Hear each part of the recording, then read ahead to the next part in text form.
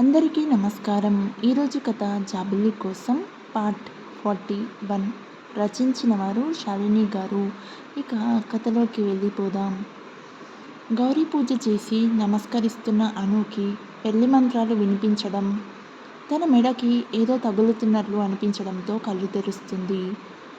ఎదురుగా కార్తీక్ తన మెడలో తాళి కడుతున్నాడు. శాస్త్రి గారు పెళ్లి మంత్రం చదువుతున్నారు. ఏం జరుగుతుందో అర్థమయ్యేలోపు అను మెడలో తాళి కట్టేస్తాడు కార్తీక్. ఇప్పుడు నువ్వు నా భార్యవి అను. నా నుంచి ఇంకా ఎవరూ నిన్ను దూరం చేయలేరు, ఆఖరికి నువ్వు కూడా అంటూ అను పాపిటలో కుంకుమ కూడా పెట్టేస్తాడు కార్తీక్. అందరికీ ఎన్నో షాక్లు ఇచ్చిన అనుకి తగిలిన చాలా పెద్ద షాక్ వల్ల మాట్లాడకుండా తన మెడలో తాళిని చేతిలో పట్టుకొని అక్కడే కూర్చుండిపోతుంది. అమ్మా అను, ఈ గుడిలోనే నీ జీవితం మలుపు తిరుగుతుందని నాకు తెలుసు. ఈరోజు ఈ ముహూర్తానికి నీ మెడలో తాళి పడుతుందని కూడా నాకు తెలుసు. అందుకే నీ చేత గౌరీ పూజ చేయించాను. కార్తీక్కి తాళి అందుబాటులో ఉంచాను. నన్ను క్షమించు తల్లి. నువ్వు నీ అసలు జాతకం చూడొద్దు అని చెప్పినా నా మనసు ఊరుకోలేదు. అందుకే నీ భవిష్యత్తుని ఆ రోజే చూసేశాను. అందుకే నీ పెళ్లి జరుగుతుందని నాకు తెలుసు. బాబు కార్తీక్, ఆ రోజు నువ్వన్నావు కదా, మీరు అనుకి ఇచ్చిన మాట నా వల్ల తప్పారు అని. మీ పెళ్లి జరుగుతుంది. అనుకి నువ్వు జీవితాంతం తోడు ఉంటావని నాకు తెలుసు కనుకే నీకు అను గురించి అన్ని విషయాలు చెప్పాను.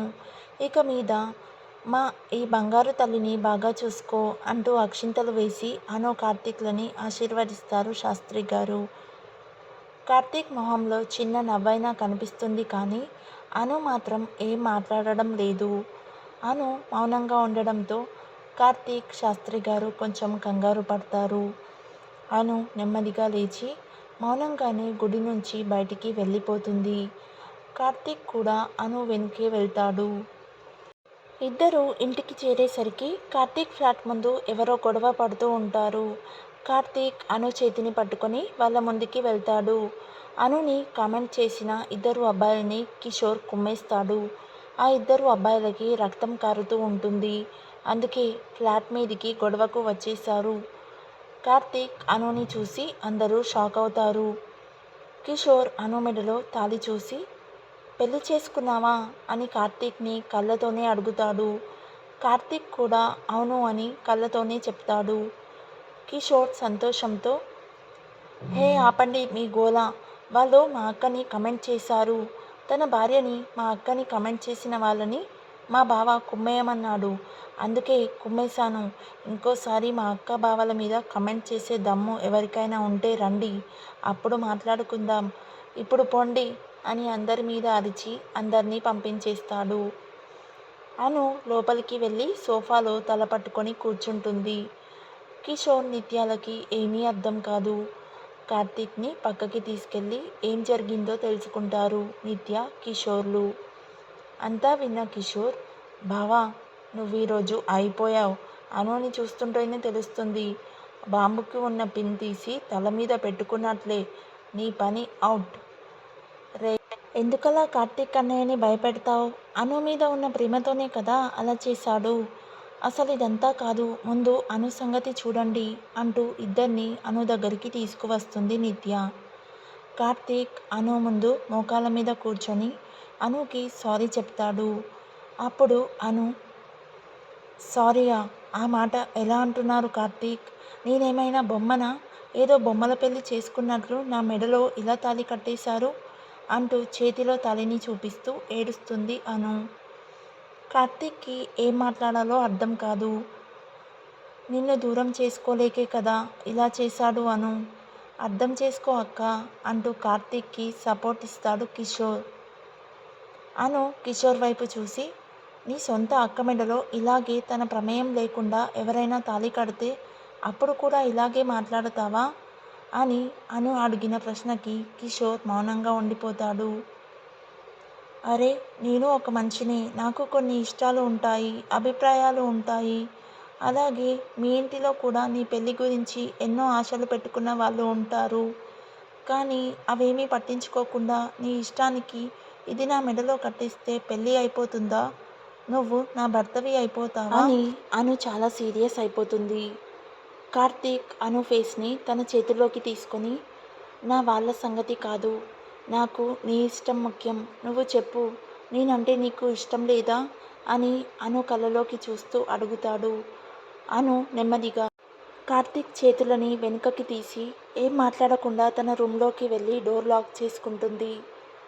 అను నోటి వెంట ఇష్టమే అనే మాట రాకపోవడంతో కార్తీక్ అను తనని ప్రేమించడం లేదేమో అనే బాధతో అక్కడే కూర్చుండిపోతాడు. కిషోర్, నిత్య కూడా కార్తీక్ పక్కనే కూర్చుంటారు. అను రూంలో నుంచి అను గట్టిగా ఏడుస్తున్న సౌండ్ వినిపిస్తూ ఉంటుంది. వెంటనే ముగ్గురు కంగారుగా వెళ్ళి అను రూమ్ డోర్ కొడతారు. అను డోర్ తీయకుండా తన రూమ్లో ఉన్న మ్యూజిక్ సిస్టమ్ ఆన్ చేసి పెద్ద సౌండ్తో మ్యూజిక్ పెడుతుంది. అన్నయ్య, అను ఏమైనా చేసుకుంటుందంటావా అని నిత్య భయపడుతుంటే, లేదు నిత్య, అను అంత పిరికి నిర్ణయాలు ఎప్పుడూ తీసుకోదు, అను గురించి నాకు బాగా తెలుసు అని చెప్పి ఎవరికో ఫోన్ చేస్తాడు కార్తీక్. చాలాసేపు ముగ్గురు మౌనంగానే కూర్చుంటారు. అను రూమ్లో మ్యూజిక్ ఆగింది, కానీ అను రూమ్లో నుంచి బయటికి రాలేదు. అప్పుడే కాలింగ్ బెల్ మోగటంతో వెళ్ళి తలుపు తీస్తాడు కిషోర్. ఎదురుగా శాంతి నిలబడి ఉంటుంది. శాంతి లోపలికి వచ్చిన తర్వాత కార్తీక్ విషయం అంతా చెప్తాడు. శాంతి వెళ్ళి అను రూమ్ డోర్ కొట్టి పిలుస్తుంది. అందరూ అను డోర్ తీస్తుందో లేదో అని టెన్షన్ పడుతూ ఉంటారు. ఇంతలోనే అను డోర్ తీస్తుంది. అను కళ్ళు ఎర్రగా ఉంటాయి. చాలా టైర్డ్ అయిపోయినట్లుగా ఉంటుంది. కార్తీక్ అనుని అలా చూసి బాధపడతాడు. శాంతి వెళ్ళి అనుని గట్టిగా హగ్ చేసుకుంటుంది. అను శాంతిని దూరంగా జరుపుతుంది. ఎవరికి ఏమీ అర్థం కాదు.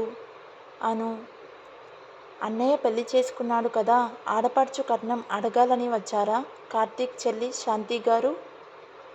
ఆ మాటతో అందరూ షాక్ అవుతారు. కిషోర్, నిత్య, ఏంటి శాంతి కార్తీక్ చెల్లెలా? కార్తీక్, శాంతి, ఈ విషయం నీకు తెలుసా? అప్పుడే లోపలికి వచ్చిన ఇంకో మనిషిని చూసి అను షాక్ అవుతుంది. అను షాక్తో, శివ, నువ్వు ఇక్కడ? శివ, అను బంగారం, మొత్తం అందరికీ డిఫరెంట్ షాకులు తగిలాయి. ముందుగా కోలుకున్న అను, అంటే ఈ శాంతి రాక్షసిని పెళ్లి చేసుకుంది నువ్వే అన్నమాట, నాకు చెప్పకుండా బానే దాచావురా అంటూ కోపంగా శివని చూస్తుంది అను. ఆ మాట నేను అనాలే, 4 సంవత్సరాలు నేను అమ్మా నాన్నకి దూరంగా ఉంటే వాళ్ళు నీకేమీ కాకపోయినా కంటికి రెప్పలా చూసుకొని సరిగ్గా నేను వచ్చే టైంకి మా అందరినీ వదిలేసి దూరంగా వెళ్ళిపోతావా అంటూ అను చెవి మెలిపెడతాడు శివ. అను అమ్మా అని అరవడంతో కార్తీక్ వచ్చి శివ చేతిని వెనుకకి మెలిపెడతాడు. రేయ్ కార్తీక్, అది నా చెల్లిరా, ఏదో సరదాకి చెవి పట్టుకున్నాను, నువ్వేంటిరా ఏకంగా నా చెయ్యి విరగ్గొడుతున్నావు అని అరుస్తూ ఉంటాడు శివ. అన్నయ్య, మీ బావని వదిలేయరా ప్లీజ్ అని కార్తీక్ని రిక్వెస్ట్ చేస్తుంది శాంతి. రేయ్, సరదాకైనా సరే ఇంకోసారి నీ చెల్లిని కొట్టినా చంపేస్తాను, కావాలంటే నీకిచ్చి పెళ్లి చేశాం కదా, నా చెల్లిని ఏమైనా చేసుకో, నా పెళ్ళాం జోలికి వచ్చావో చంపేస్తాను అంటూ శివ చెయ్యి వదులుతాడు కార్తీక్. ఏరా, నీ పెళ్ళాం కోసం మీ బావని నన్ను కొట్టుకోమంటావా? ఉండు, నీ పని చెప్తాను అంటూ కార్తీక్ని కొడుతుంది శాంతి. అను ఎవరికీ కనపడకుండా చిన్నగా నవ్వుకుంటుంది. శివ అను దగ్గరికి వచ్చి, ఎలా ఉన్నావురా అంటూ అను చెంప మీద చేయి వేసి ప్రేమగా అడిగేసరికి అను బాధతో శివాని పట్టుకొని ఏడుస్తుంది. నిన్ను చాలా మిస్ అయ్యాన్రా, నాన్న అయితే నిన్ను ఎంతగా కలవరిస్తున్నారో తెలుసా? పెద్దనాన్న అంటూ నన్ను ప్రేమగా పిలిచే నా కూతురు ఏది, ఎక్కడుంది అంటూ రోజు నిన్నే అడుగుతారు తెలుసా? అందుకేనా వాళ్ళని తీసుకురాకుండా నీ పెళ్ళాన్ని తీసుకువచ్చావు అంటూ బొంగమూతి పెడుతుంది అను. హా, ఇక్కడ ఎన్ని ఘనకార్యాలు జరుగుతుంటే ఏం చెప్పి తీసుకురాను చెప్పు అని శివ అనేసరికి కార్తీక్ వైపు కోపంగా చూస్తుంది అను. అబ్బా, ఇది కంటి చూపుతోనే చంపేస్తుంది, ఏదో ఒకటి కవర్ చేయవే అని శాంతిని అడుగుతాడు కార్తీక్. మీ అన్న చెల్లెళ్ళ ప్రేమలు అయిపోతే నేను ఒక విషయం అడగాలి అంటూ శివ అనుల వైపు చూస్తుంది శాంతి. శివ, అను శాంతి వైపు చూస్తారు. అను, ఏమడగాలి దున్నపోతు? శాంతి, నన్ను దున్నపోతు అంటావా? చూడండి శివ ఎలా అంటుందో. శివ, ఓయ్ శ్రీమతి, నా చెల్లి ఎలా కావాలంటే అలా పిలుస్తుంది.